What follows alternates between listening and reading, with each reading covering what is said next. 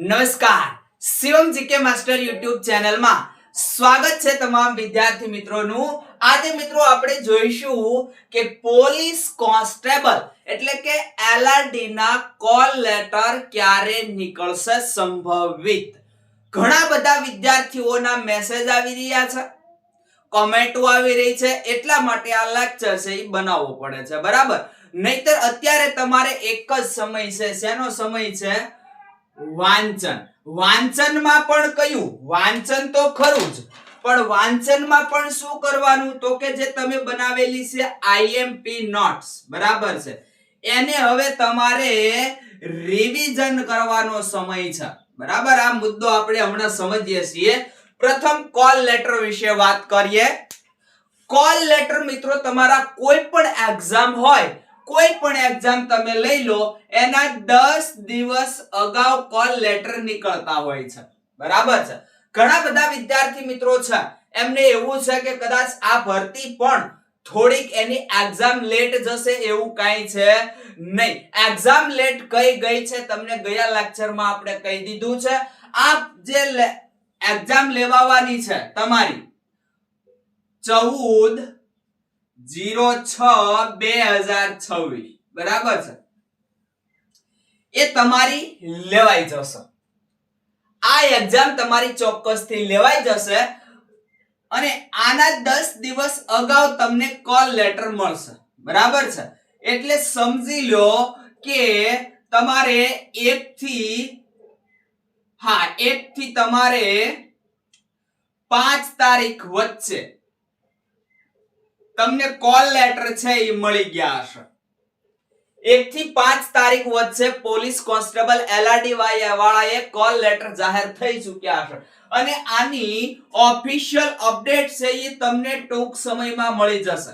ટૂંક સમયમાં official update આવી જશે કે કઈ તારીખે તમારા કોલ લેટર નીકળશે, બરાબર છે। એ તો તમને ટૂંક સમયમાં જ આપી દેશે અને 10 દિવસ અગાઉ કોલ લેટર તમારા નીકળે એટલે મેં કીધું એમ 01/05 એટલે કે 5 જૂન પહેલા તમને કોલ લેટર છે એની અપડેટ મળી ગઈ હશે અને 5 જૂન ને તો તમારા હાથમાં કોલ લેટર પણ હશે, તમે જોઈ લીધું હશે। આ રીતે કઈક આખી સિસ્ટમ હોય છે, બરાબર છે। હવે મિત્રો ટૂંક સમય રહ્યો છે તમારે વાંચન માટે। વાંચન માટે કેટલો સમય રહ્યો છે? માત્ર ને માત્ર 20 દિવસ।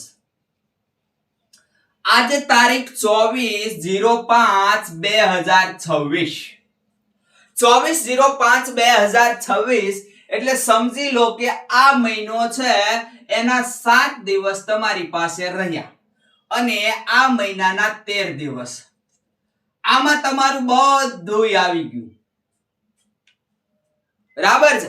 20 દિવસની અંદર તમારું ટ્રાવેલિંગ, તમારી રમત ગમત, તમારું વાંચન, તમારા તહેવારો બધું જ આની અંદર આવી ગયું છે। હવે વંચાઈશું ઘણા બધા વિદ્યાર્થીઓ વાંચતા હશે, આ વાંચી લઉં, આ વાંચી લઉં, આ કરી લઉં, આ કરી લઉં, ના, હવે એ ક્યારેય કરાય નહીં। એ મોટો મૂર્ખ માણસ કહેવાય, બરાબર છે।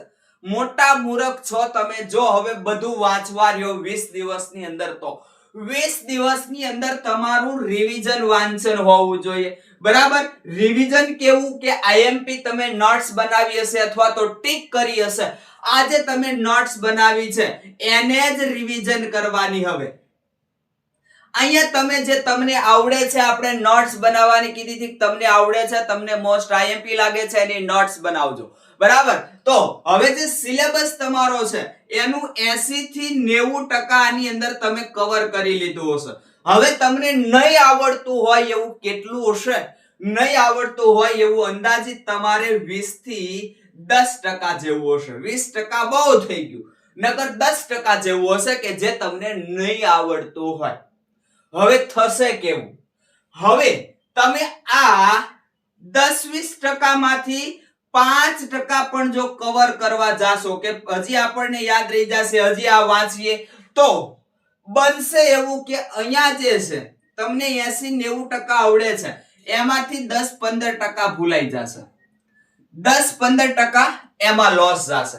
હવે 5% માં તમારે ડબલ લોસ જશે. હવે તમે વિચારજો શું કરાય. એટલે મસ્ત મજાના રહ્યો, આનંદથી વાંચો. હવે કાંઈ બાકી રહી ગયું નથી. એક જ વસ્તુ કે જે તમારે બાકી રહી ગયું છે એને હવે જવા દો.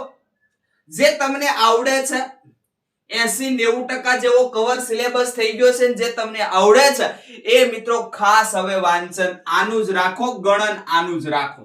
બરાબર છે. અને ખાસ કરજો એ કયું ખાસ, કરંટ અફેર્સ.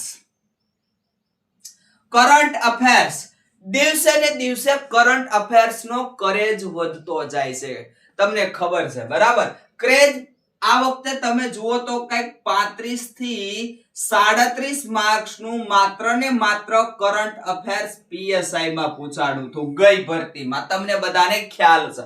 તો કરંટ છે એ વ્યવસ્થિત કરી લેજો. કોઈ પણ સારી એકેડેમી લાગે એનું કરંટ વ્યવસ્થિત કરજો. અત્યારે સમય મેં કીધું એમ બે જ વસ્તુમાં દો. એક આ તમારી આઈએમપી નોટ્સ એનું રિવિઝન, અને બીજું કે કરંટ અફેર્સ.